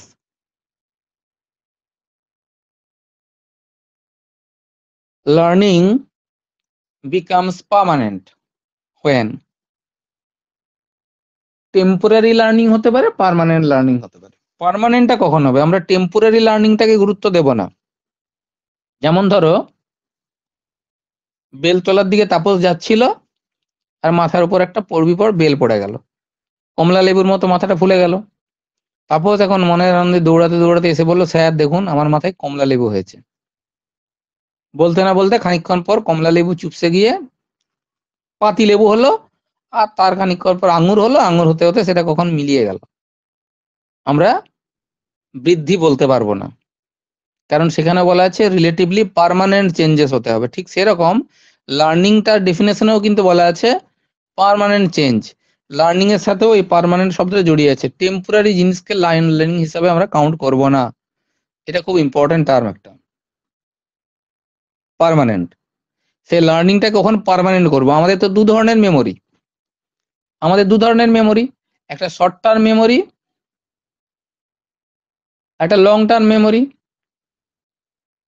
পার্মানেন্ট লার্নিং কখন হবে? যখন সেটা লং টার্ম মেমোরিতে চলে যাবে, যেটা দীর্ঘস্থায়ী হবে। এবার এই থিওরি আমি জানি না, short term memory, long term memory, এত গল্প জানার দরকার নেই। পার্মানেন্ট মানে এইটুকু বুঝতে পারছি, এটা স্থায়ী জিনিস, যেটা স্থায়ী হয় সেটা পজিটিভ। একটা শাড়ি কিনেছো, রংটা উঠে গেছে, টেম্পোরারি, তোমার মনটা খারাপ হয়ে যাবে, নেগেটিভ কনসেপ্ট। একটা চাদর কিনেছো, কেচে দিয়েছো, রং উঠে গেছে, টেম্পোরারি। যদি রংটা পার্মানেন্ট হয় তার মানে সেটা পজিটিভ কনসেপ্ট। পানিশমেন্ট দেওয়া, স্যার বারবার বলে দিয়েছে, হবে না, নেগেটিভ কনসেপ্ট। নোটস, ক্লাসে নোট বোঝানো, নেগেটিভ কনসেপ্ট, হবে না। স্টুডেন্টরা যদি সাইলেন্টলি প্যাসিভলি ক্লাস করে, সেটাও হবে না। অল্টারনেট কি? স্টুডেন্টস পার্টিসিপেট অ্যাক্টিভলি, কত সুন্দর পজিটিভ শব্দ আছে, দেখার দরকার নেই, উত্তর হয়ে যাবে। পজিটিভ কনসেপ্ট, পজিটিভ উত্তর। মামনি বোঝা যাচ্ছে?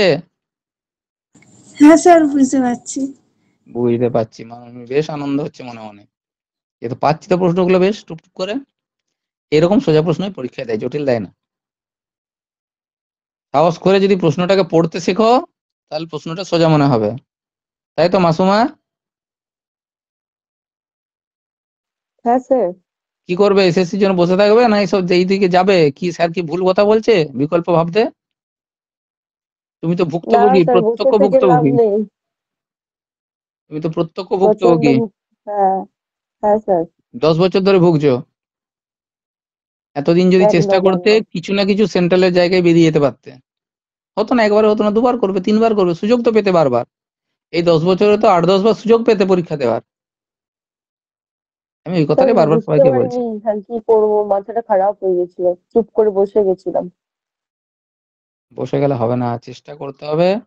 আমি বারবার সবাইকে বলছি বিকল্প ভাবো, এটা নিয়ে শুধুমাত্র প্রাইমারি এসএসসি জীবনের লক্ষ্য যদি করো, তাহলে দিনগুলো পেরিয়ে যাবে, বছরগুলো পেরিয়ে যাবে, হতাশা ছাড়া কিছুই আসবে না। পরিস্থিতি প্রচন্ড প্রতিকূল। টিচার হওয়ার যে স্বপ্ন দেখেছো এটাই সব থেকে বড় এখন ভুল। কিন্তু কি করবে, দেখে নিয়েছো, এবার বাস্তবায়ন করতে হবে। তার জন্য বিকল্প পদ্ধতিতে করে নিতে হবে।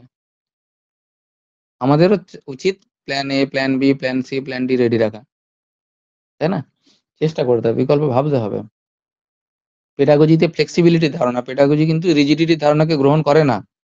পেডাগজিতে বলা আছে ফ্লেক্সিবল, পেডাগজিতেও বলা আছে দেখবে প্ল্যান, টিচ, ফিডব্যাক, রিপ্ল্যান, রিটিচ, রিফিডব্যাক বলা আছে পরিষ্কার। টিচারকে যদি রিপ্ল্যান করার কথা বলা হয় তাহলে স্টুডেন্ট কেন রিপ্ল্যান করবে না?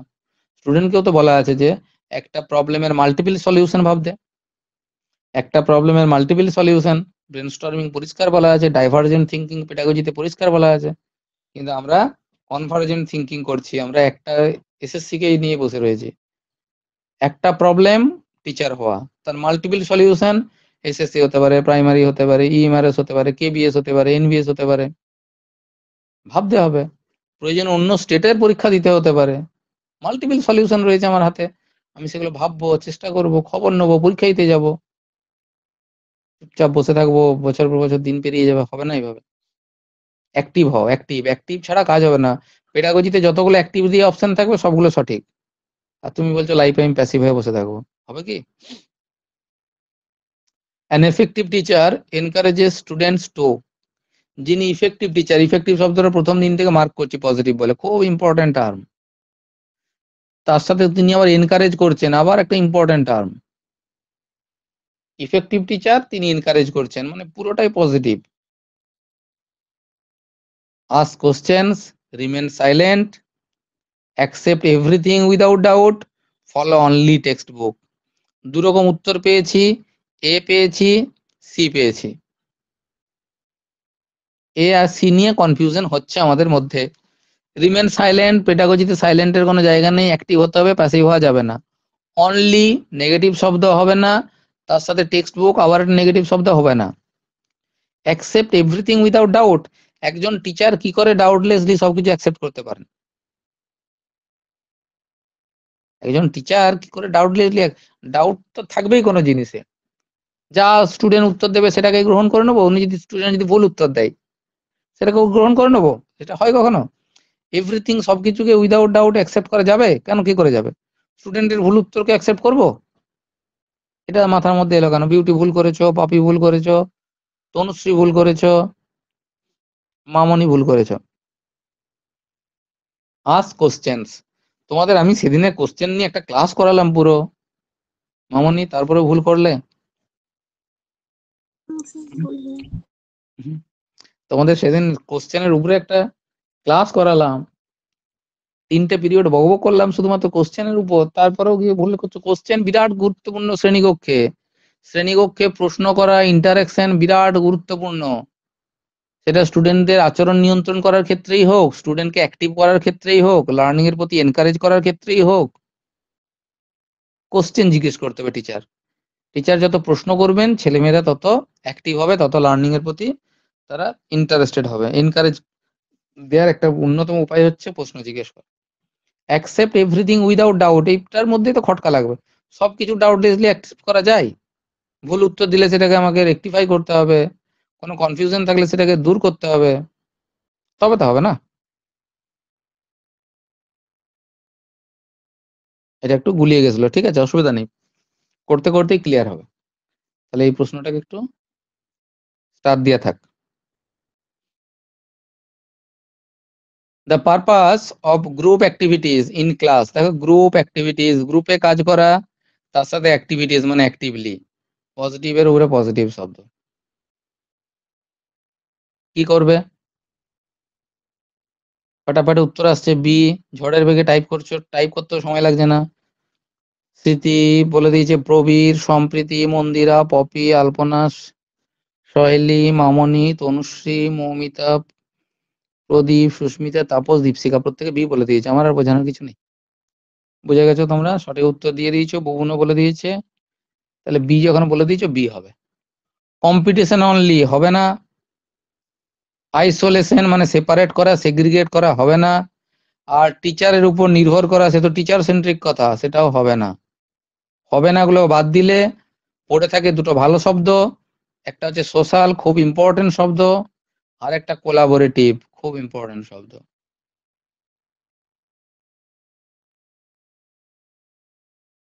কে বুঝতে পারছো না বলো তো? যে স্যার আমি এগুলো ধারণাগুলো বুঝতে পারছি না। অঙ্কিতা, বোঝা যাচ্ছে কিছু?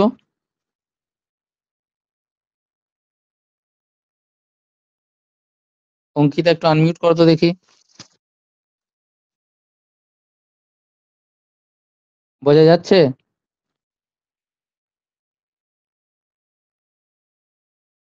কথা বলো, কিছু শোনা যাচ্ছে না তোমার কথা। না, তোমার সাউন্ড আসছে না অঙ্কিতার।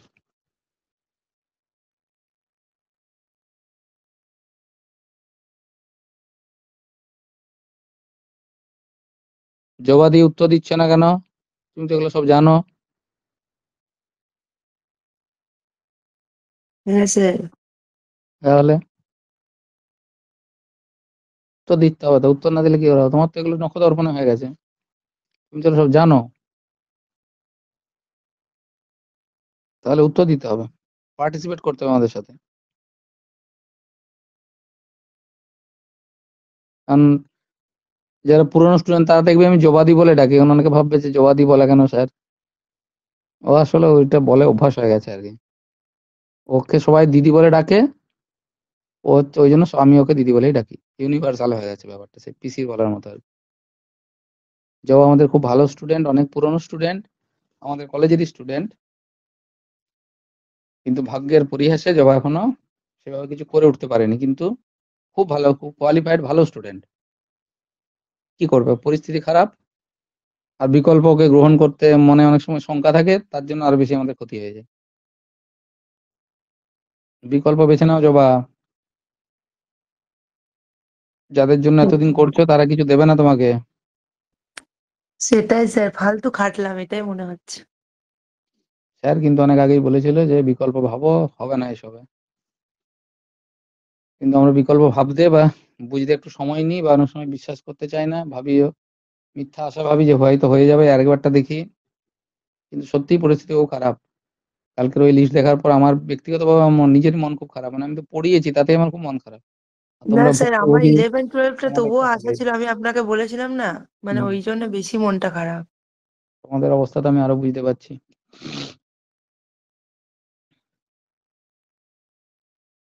আজ ডেমনস্ট্রেশন ক্লাস ছিল 3টে থেকে, একজন তো ভালো করে দিতেই পারলো না, এত মন খারাপ। হুম, তো এটা স্বাভাবিক। তো চলো 38-এর প্রশ্নটা দেখি। আমাদের কাজ হচ্ছে এগিয়ে যেতে হবে, পিছিয়ে থাকলে চলবে না। প্রতিকূল যতই পরিস্থিতি আসুক, যে এগিয়ে যেতে পারবে, যে টিকে থাকতে পারবে, সেই ম্যাচ জিতে বেরিয়ে যাবে। তো বিকল্প পদ্ধতিতে এগিয়ে যেতে হবে, মন খারাপ করে কোনো লাভ নেই। আবেগ সেন্টিমেন্টের দাম কেউ দেবে না। এ চাইল্ড কনস্ট্রাক্টস নলেজ বাই, মন্দিরা কিছু বলবে?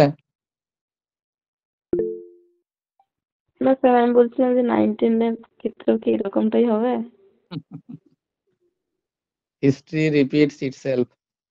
38-এর প্রশ্নটা করো। A child constructs knowledge by, knowledge construction করবে চাইল্ড নিজে নিজেই। কনস্ট্রাকশন খুব ইম্পর্টেন্ট শব্দ। শিশু নিজে নিজেই নলেজ কনস্ট্রাকশন করবে। কিভাবে করবে? Repeating facts, active exploration of environment,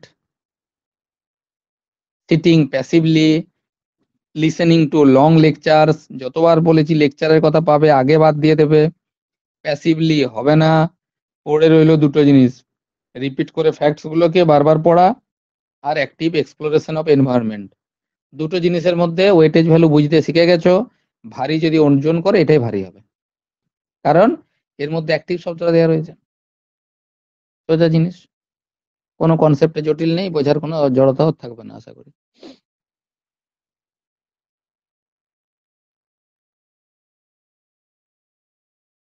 A reflective teacher always, reflective খুব ইম্পর্টেন্ট টার্ম।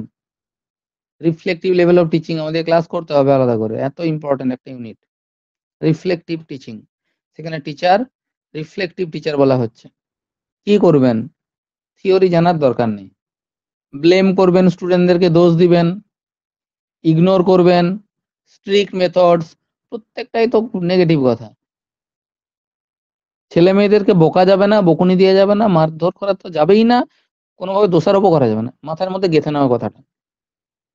স্টুডেন্ট মানে ভগবানের দূত, তারা হাজার অপরাধ করলেও মানে তোমার পেটে যদি ছুরিও ঘুষে দেয় তবু তোকে বাজা বাচ্চা করে বলবে, বাবা ছুরিটা ঘুষলি একটু আস্তে ঘুষতে পারতি, ছুরি না ঘুষে অন্য কিছু দিতে পারতি, চামচ আনতে পারতি, কি না মারলেই পারতি আমাকে, মারাটা মনে হয় ঠিক কাজ হয়নি। মানে এইভাবে বুঝিয়ে বলতে হবে। বাস্তবে করো না করো, টেট পাস করার জন্য অন্তত এই অপশনটাই দাগ দিতে হবে। এখানে তো ব্লেম করা যাবে না, ছেলে মেয়ে খারাপ রেজাল্ট করেছে সেটার জন্য টিচার ব্লেম করতে পারবে না তাকে, স্টুডেন্টকে। ইগনোর তো করাই যাবে না, স্ট্রিক্ট হওয়া যাবে না। তাহলে কি করতে পারি আমি? Review and improve his or her teaching. আমাকে দেখতে হবে আমার পড়ানোয় কোথায় খামতি ছিল কিনা, আমি দরকার হলে পড়ানোর পদ্ধতিকে পরিমার্জন করব, নতুন ভাবে শেখানোর চেষ্টা করব। ক্লিয়ার? টিচারকে নিজেকে পরিমার্জন করতে হবে, স্টুডেন্টকে দোষ দিয়ে যাবে না। ব্লেম টিচারের উপর, রেসপন্সিবিলিটি টিচারের উপর। সকলে যাও, সঠিক উত্তর দিয়েছ, বেশ খুব ভালো। ফিডব্যাকের কি গুরুত্ব, ফিডব্যাক কেন নেবো ছেলে মেয়েদের কাছ থেকে?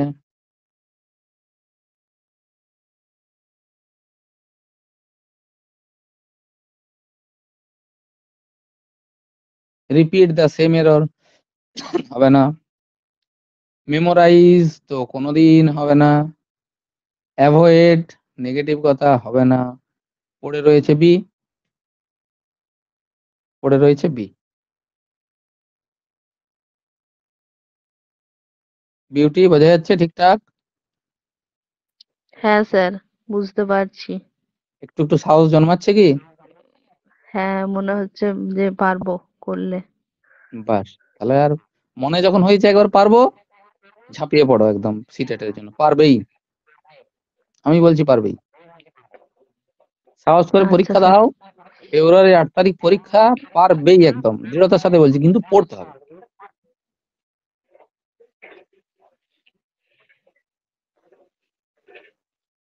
এই বিরাট কিছু জটিল জিনিস নেই, পারবে, অবশ্যই পারবে।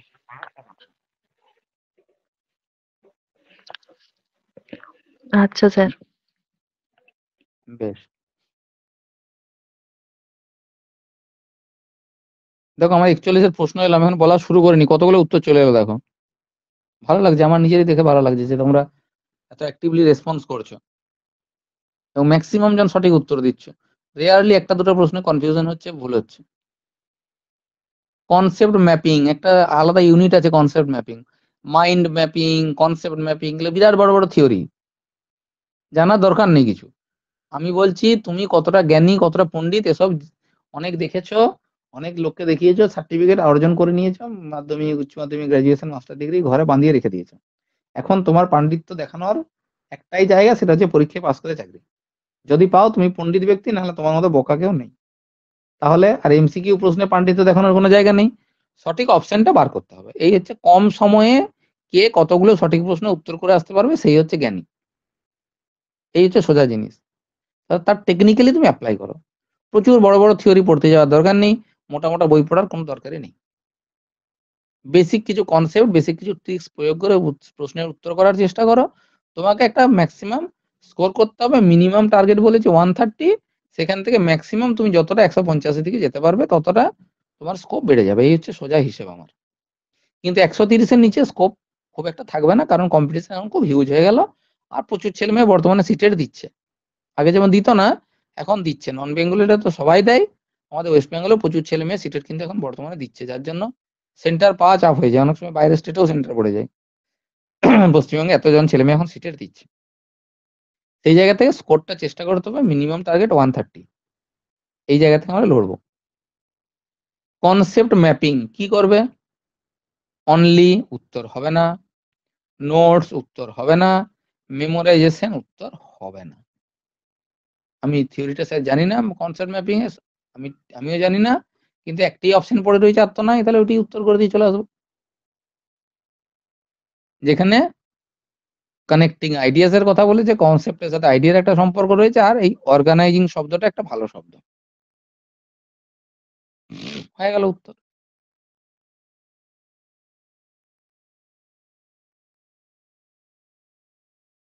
A teacher uses real objects while teaching. Teacher যখন পড়াচ্ছেন তখন রিয়েল অবজেক্ট ব্যবহার করছেন, মানে টিএলএম ইউনিটের প্রশ্ন, রিয়েল অবজেক্ট ব্যবহার করছেন একদম। এতে কি সুবিধা হবে?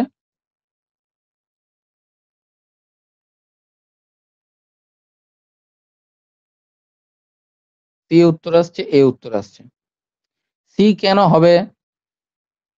প্যাসিভ লার্নিং কখন হয়? প্যাসিভের কোনো গল্পই তো নেই, প্যাসিভ নিয়ে উত্তর হবেই না, প্যাসিভ দিয়ে কোনো উত্তর হবে না, মেকানিক্যাল উত্তর হবে না।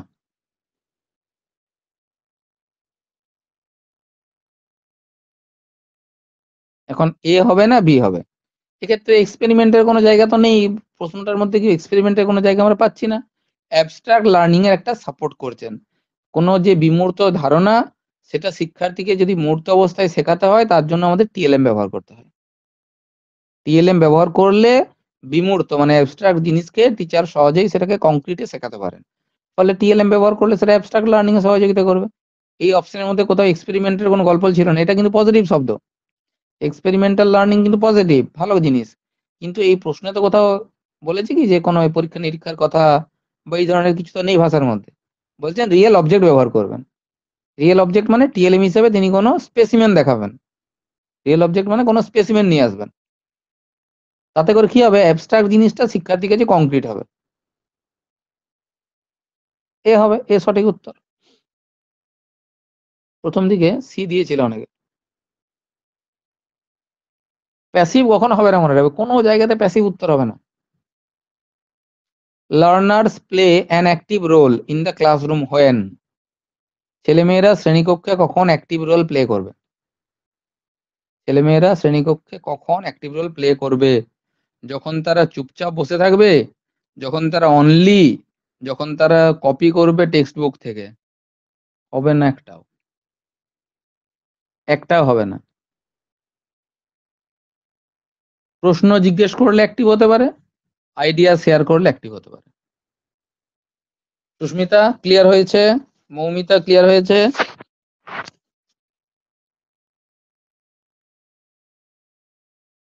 হ্যাঁ স্যার। বুবুন বুঝতে পারছো?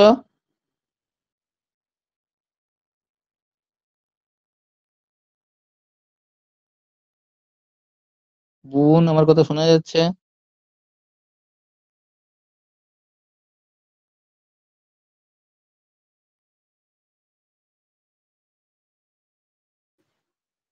হ্যাঁ স্যার, শুনতে পাচ্ছি, বুঝতে পারছি স্যার। বুবুন তুমি কি 11-12 পরীক্ষা দিয়েছিলে না শুধু 9-10টা দিয়েছিলে? স্যার আমি দুটোই দিয়েছিলাম। দুটোই দিয়েছিলে, বেশ ঠিক। আমাদের সাথে জয়েন করেছে ইসমাইল শেখ। ইসমাইল, তুমি তো এর আগের ক্লাসগুলো করেছিলে একটাও, নাকি আজকে প্রথম? আজকে প্রথম স্যার। প্রশ্নগুলো বোঝা যাচ্ছে? হ্যাঁ স্যার, অবশ্যই। ধারণাগুলো কিছু কিছু ক্লিয়ার হচ্ছে? হ্যাঁ স্যার, এগুলো জানি, কিছু জানি। বেশ, তাহলে তোমার পক্ষে আরো সুবিধা হবে। সাহস হ্যাঁ করে সিটেট পরীক্ষাটা দাও। ফেব্রুয়ারি হ্যাঁ 8 তারিখ পরীক্ষা হওয়ার একটা ডেট আমরা শুনতে পেয়েছি, নোটিফিকেশন বেরিয়েছে একটা। পড়ো, পরীক্ষা দাও, শুধুমাত্র রাজ্য সরকারের পরীক্ষায় ভরসা করবে না, বারবার বলছি। পরীক্ষা হলে দেবে, কিন্তু ওটাই জীবনের আলটিমেট লক্ষ্য, ওটার জন্য এই জীবনে 10 বছর বসে থাকবো, এই মোকামিটা করবে না এই মুহূর্তে দাঁড়িয়ে। এই মুহূর্তে এটা বোকামি হয়ে যাবে। ঠিক আছে। যা হাতের কাছে পরীক্ষা থাকবে, নিজের রাজ্যে, অন্য রাজ্যে, সেন্ট্রালে, সমস্ত টিচিং রিলেটেড যত জব আছে সব পরীক্ষা দেবো। প্রয়োজনে কিছু নন টিচিং পরীক্ষাও দেবো, অসুবিধা নেই। পরীক্ষা দিতে তো কোনো অসুবিধা নেই, যেটা আগে পাবো সেটাই জয়েন করবো, সোজা কথা। তুমি যদি একটা কোনো পোস্টে চলে যাও, তুমি তো আবার অন্য জায়গায় চাকরিও যেতে পারবে, এমনটা নয় যে সেখানে তুমি আটকে গেলে। কিন্তু একটাকে নিয়ে বসে থাকবে না, মাল্টিপল অ্যাটেম্প করো। প্রয়োজনে এমন বহু টিচার আছে যারা প্রাইমারি জয়েন করে মেন্টাল স্যাটিসফ্যাকশন বলে আমি স্কুলে পড়াবো, হাই স্কুলে। আবার হাই স্কুলে বহু টিচার আছেন যারা মেন্টালি স্যাটিসফাইড নয়, তারপর না আমি কলেজে গিয়ে পড়াবো। আপগ্রেডেশনের স্কোপ তো তোমার কাছে সবসময় থাকছে, কিন্তু একটাকে পাখির চোখ করে বসে থাকবে না। মাল্টিপল অ্যাটেম্প করো, যেটা হাতের গোড়ায় পাবে সেটাতেই জয়েন করো। তারপর বিকল্প তুমি আবার বেটার জায়গায় যেতেই পারো, তোমাদের সেই চেষ্টা থাকলে বা সুযোগ পেলে করবে তখন। 44 চলে এসো। Misconceptions in learning should be. Misconception যদি হয় ক্লাসে, শিক্ষণের ক্ষেত্রে মিসকনসেপশন, রং আনসার, এগুলো কোনোটাই কিন্তু নেগেটিভ নয়। ক্লাসে শিক্ষার্থীর মধ্যে যদি মিসকনসেপশন ফরমেশন হয় বা সে রং আনসার দেয়, কোনোটাই কিন্তু নেগেটিভ নয়, মনে রাখবে। মিসকনসেপশনটাও দরকার, ফেলিওরটাও দরকার, রং আনসারটাও দরকার। এই তিনটে যদিও নেগেটিভ কথা, মিসকনসেপশন, ফেলিওর, রং আনসার যদিও নেগেটিভ কথা, কিন্তু লার্নিং এগুলোকে পজিটিভ হিসেবে গ্রহণ করা হচ্ছে, এক্সেপশনাল ঘটনা এগুলো, ঠিক আছে? ফলে যদিও আবার বলছি, যদিও নেগেটিভ ওয়ার্ড, যদিও মিসকনসেপশন কথাটা নেগেটিভ ওয়ার্ড হলেও, আমি লিখে দিচ্ছি একদম, পেডাগজিতে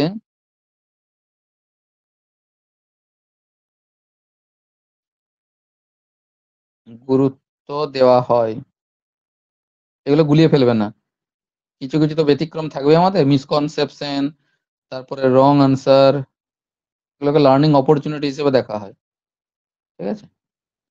ফলে ইগনোর করা যাবে না, পানিশমেন্ট তো দেয়াই যাবে না, টেকেন এজ ডিসরেসপেক্ট, অসম্মানের কোনো কিছু নেই। Corrected through discussion activities. তুমি বলবে স্যার নেগেটিভ প্রশ্ন পজিটিভ উত্তর হয়ে যাচ্ছে, আবার বলছি এটা ব্যতিক্রম। ক্লাসে ছেলে মেয়ে যদি ভুল উত্তর দেয় বা তার যদি রং কনসেপ্ট ফরমেশন হয়, সেক্ষেত্রে টিচারকে সেটাকে কারেক্ট করতে হবে, সেটাকে রেকটিফাই করতে হবে। সেটাকে দেখে তাকে পানিশমেন্ট দেওয়া বা তিরস্কার করা, ধমক দেওয়া, বকুনি দিয়ে এগুলো করা যাবে না। কারণ এই যে মিসকনসেপশনটা কার হচ্ছে ভালো করে বোঝো, লার্নারের। রং আনসারটা কে দিচ্ছে? লার্নার।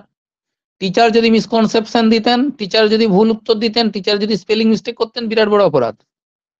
কিন্তু লার্নার শিখতে এসেছে বলে তার মিসকনসেপশন হতে পারে, সে ব্যর্থ হতে পারে, সে ভুল উত্তর দিতে পারে, এটাতে তাকে তিরস্কার করা যাবে না, এটাকে রেকটিফাই করে দিতে হবে। এই জন্য এই কনসেপ্ট গুলোকে আমরা পেডাগজিতে গুরুত্ব দিচ্ছি। আশা করি ক্লিয়ার হয়েছে।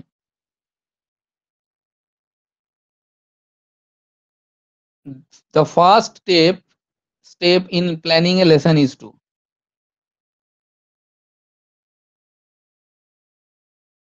ফার্স্ট স্টেপ কি হবে? লেসন প্ল্যান করার সময় প্রথম কাজ লেসনকে ইন্ট্রোডিউস করা। আর লেসন ইন্ট্রোডিউস করতে আমরা শব্দটা অলরেডি জেনে গেছি, এন্ট্রি বিহেভিয়ারটাকে চেক করতে হবে। অর্থাৎ entry behaviour means previous knowledge. দুটো প্রশ্ন পেলাম এন্ট্রি বিহেভিয়ার দিয়ে, আর আশা করি এই টার্মটাকেও বলবে না। স্টুডেন্টের প্রিভিয়াস নলেজটাকে দেখতে হবে। প্রথমে কোশ্চেন পেপার তৈরি নয়, এটা শেষে করা হয়। ফার্স্ট স্টেপ বলেছে লেসন প্ল্যানের, প্রথমেই তো কোশ্চেন পেপার থাকে না, প্রথমেই তো হোমওয়ার্ক থাকে না, এগুলো শেষের দিকে থাকে। যদি হোমওয়ার্ক এখন তুলে দেওয়া হয়েছে, আর হঠাৎ করে টিচিংও শুরু করে দেওয়া যায় না। প্রথম কাজ করতে হয়, ফার্স্ট স্টেপ হচ্ছে লেসনটাকে ইন্ট্রোডিউস করা। লেসনটাকে ইন্ট্রোডিউস করতে হবে, আর ইন্ট্রোডিউস করার জন্য স্টুডেন্টদের প্রিভিয়াস নলেজ আমাদেরকে জানতে হবে। যখন অবজেক্টিভস লিখি, যারা পুরনো স্টুডেন্ট, তখন তোমরা নলেজ, আন্ডারস্ট্যান্ডিং, অ্যাপ্লিকেশন করেছিলে, প্রথম পয়েন্ট ছিল নলেজ। এখন যারা করছো লার্নিং ডিজাইন বানাচ্ছ, তোমাদের ক্ষেত্রে টার্মটা হয়ে গেছে রিমেম্বারিং। যারা লার্নিং ডিজাইন বানাচ্ছ, এখন এলডি বানাচ্ছ, তোমাদের টার্মটা হয়ে গেছে রিমেম্বারিং, সেটাও তো প্রিভিয়াস নলেজ। আর পুরনো যারা ছিল তাদের সরাসরি বলা হতো নলেজ। সুতরাং লেসন প্ল্যান বা লার্নিং ডিজাইনের ফার্স্ট স্টেপ হচ্ছে লেসনকে ইন্ট্রোডিউস করা, সেটা সরাসরি স্টুডেন্টদের প্রিভিয়াস নলেজের সাথে রিলেটেড। ক্লিয়ার হয়েছে? এবার আমরা লেসন প্ল্যানের উপর আলাদা ক্লাস করব, আমাদের কনস্ট্রাকটিভিজমের আলাদা ক্লাস করতে হবে, মোটিভেশনের আলাদা ক্লাস করতে হবে, এগুলো ইউনিট। থিওরি ক্লাস হবে এগুলোর উপর, তখন আরো ডিটেলস বোঝাবো, আরো টার্ম শিখবে।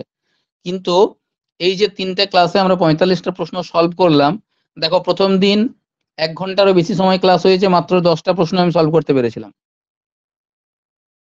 পরের দিন ক্লাসে 11 থেকে 25 নম্বর প্রশ্ন সলভ করেছিলাম, মানে 15টা প্রশ্ন সলভ করতে পেরেছিলাম, 1 ঘন্টারও বেশি সময় লেগেছিল। আজকে 1 ঘন্টায় আমরা 26 থেকে 45 20টা প্রশ্ন সলভ করেছি। তার মানে আমরা যে শিখছি এবং দ্রুত উত্তর দিতে পারছি, এটা ডেভেলপমেন্ট আমরা বুঝতে পারছি। একটা সময় গিয়ে দেখা যাবে যে 1 মিনিটে একটা প্রশ্ন, তার থেকেও কয়েক সেকেন্ডে একটা প্রশ্নের উত্তর আমরা দিয়ে দিতে পারবো। মিনিটে 2-3টে করে সঠিক প্রশ্নের উত্তর আমরা পরীক্ষার হলে দিয়ে আসতে পারবো। এটাই পেডাগজির মজা। যত শিখবে তত ফাস্ট হবে। ঠিক আছে? যারা এখনো কনফিউজড, আবারও বলছি, মন দিয়ে সিটেট পড়ো, পরীক্ষাটা দাও। অনেকগুলো টিচিং রিলেটেড জবের অপরচুনিটি খুলে যাবে সিটেট পাস করতে পারলে। যার পেপার 1 সে পেপার 1 ভালো করে দাও, যার পেপার 2 সে পেপার 2 ভালো করে দাও। কিন্তু সিটেট নিয়ে হয়তো ভয় পাবে না, নির্দ্বিধায় পড়ো, পরীক্ষা ভালো হবে, পরীক্ষায় পাস করতে পারবে। যদি কোনো কনফিউশন থাকে সরাসরি আমার সাথে কথা বলো, আমি তোমাকে মোটিভেট করব। বর্তমানে মোটিভেট করার লোকের সংখ্যা খুব কম। আমি বলছি আমি তোমাকে দায়িত্ব নিয়ে মোটিভেট করব। কিন্তু পড়তে হবে, পরীক্ষা দিতে হবে। যাই হোক, আমরা 1 উইক ফ্রি ক্লাস দেবো তোমাদের বলেছিলাম। এই উইকে আমরা 3টে ফ্রি ক্লাস তোমাদের দিয়েছি, যাতে তোমরা বিষয়টা বুঝতে পারো, জাস্ট কনসেপ্টটা যাতে ক্লিয়ার হয়। নেক্সট দিন থেকে আমাদের পেড ক্লাস শুরু হবে এবং পুরো ক্লাসটাই আমাদের চলবে অ্যাপের মধ্যে দিয়ে। যারা অলরেডি আমাদের অ্যাপ ইনস্টল করে নিয়েছো ভালো, যারা করনি প্লে স্টোরে গিয়ে ডাইস এডুকেশন, DICE এডুকেশন, এই যে স্পেলিংটা দেখতে পাচ্ছ, ডাইস এডুকেশন, এবং এটা আমাদের লোগো, এই যে ব্যাকগ্রাউন্ডে লোগোটা দেওয়া আছে দেখো, এই যে লোগোটা, এই লোগোটা তোমরা ডাইস এডুকেশন সার্চ করলেই ইয়েলো কালারের উপর লোগোটা দেখতে পাবে। প্লে স্টোরে একটাই অ্যাপ রয়েছে ডাইস এডুকেশন, সেটা ইনস্টল করবে। তোমার যে মোবাইল নাম্বার যেটা আমাদেরকে দিয়েছো পেমেন্ট করার পর, যখন মেসেজ করেছিলে যে ফোন নাম্বারটা দিয়েছো, সেটা দিয়ে লগ ইন করো। আমি আজকে রাত্রেই তোমাদেরকে একটা লিঙ্ক দেবো, সেই লিঙ্কটাই ক্লিক করে তোমরা জয়েন করতে পারবে অ্যাপের মধ্যে। এবং এই যে প্রিভিয়াস ক্লাস তার যে PDF অলরেডি আমি গ্রুপে দিয়ে দিয়েছি, সেগুলো অ্যাপের মধ্যে আপলোড করে দেবো আরেকবার। পরবর্তী আমাদের যা কিছু ক্লাস এরপর থেকে সেগুলো আমাদের অ্যাপ থেকেই অ্যাক্সেস করতে পারবে তোমরা। ফলে অ্যাপটা প্রত্যেকে ইনস্টল করে নাও। আর যারা এখনো অ্যাডমিশন নাওনি, কনফিউশনের মধ্যে রয়েছে, তাদের বলছি সময় নষ্ট করবে না, দ্রুত অ্যাডমিশন নিয়ে নাও, ক্লাস করো। পেডাগজির দায়িত্ব আমি নিতে পারবো, দায়িত্ব নিয়েই বলছি। যদি ভালো করে পড়ো, পেডাগজিতে 1 চান্সে পাস করতে পারবে। সাহস করে পড়ো। ফিজ নিয়ে যদি কোনো কনফিউশন হয়, সরাসরি আমার সাথে কথা বলো। ফোন নাম্বার তো জানো প্রত্যেকেই, কথা বলো, সমস্যা হবে না। যারা পুরনো স্টুডেন্ট রয়েছে তাদের বলবো SSC রেজাল্ট দেখে হতাশা না করে আপকামিং যে এক্সামগুলো আসছে সেগুলো ফিল আপ করো। KVS NVS যদি ফিল আপ করা সম্ভব হচ্ছে করো, যে জায়গাটা আটকাচ্ছে সেটা আমাকে জিজ্ঞেস করো, সেন্ট্রাল রেটের পরীক্ষা দাও। পরবর্তীকালে আরো একাধিক এরকম বেরোবে, আর্মি, রেল, স্কুল, নবোদয় বিদ্যালয় একাধিক আছে, সেগুলো তো ভ্যাকেন্সি বেরোচ্ছে, সেগুলো রেগুলার পরীক্ষা হচ্ছে। বিকল্প পরীক্ষাগুলো চেষ্টা করো, পরীক্ষাগুলো দাও। যারা অলরেডি আপার প্রাইমারি ক্লাস করছো তাদের জন্য মিনিমাম ফিজ রাখা আছে, জানো প্রত্যেকেই। সেটা দিয়ে তোমরা ক্লাসটা জয়েন করো। নেক্সট দিন থেকে আমাদের কিন্তু পেড ব্যাচের ক্লাস শুরু হয়ে যাবে, আর কোনো ফ্রি ক্লাস দেবো না। এছাড়া যারা গ্রুপে রয়েছে, গ্রুপে কিছু কিছু সময় আমরা বিভিন্ন টেস্ট নিই। আমাদের একটা ফ্রি স্টাডি গ্রুপ করা আছে। এই SSC ঝঞ্ঝাটের জন্য ওটা এই মুহূর্তে বন্ধ রেখেছি, কারণ ছেলেমেয়েরা সেটা অ্যাক্টিভলি পার্টিসিপেট করছে না, পরিস্থিতি একটু অন্যরকম। সেটাও আমরা খুব তাড়াতাড়ি অ্যাক্টিভ করবো গ্রুপটাকে, সেখানেও ধারাবাহিকভাবে আমাদের চলবে। এছাড়াও আমাদের যে অ্যাপগুলো রয়েছে, অ্যাপের মধ্যে ফ্রি মেটেরিয়াল বলে একটা অপশন রয়েছে, সেখান থেকে প্রচুর ভিডিও দেওয়া রয়েছে, ক্লাসগুলো অ্যাক্সেস করতে পারবে। কিছু ফ্রি টেস্ট আমরা আপলোড করবো খুব রিসেন্টলি। অ্যাপটাও বাকিরাও ইনস্টল করে নেবে, যারা যুক্ত হতে চাইছো না তারাও অ্যাপটা ইনস্টল করে রাখো, কারণ অ্যাপ থেকে তারা বিভিন্ন সময় বিভিন্ন মেটেরিয়াল, নোটিফিকেশন, বিভিন্ন টেস্ট, বিভিন্ন ভিডিওস ক্লাসের পাবে। কিছু কিছু একবারে পাবে না এমন নয়, এখান থেকে কিছু পাওয়া যাবে। ঠিক আছে? আর আমাদের 8:30 থেকে আজকে ক্লাস আছে, ফলে আমাদের এই সেশনটা এখানে শেষ করতে হবে।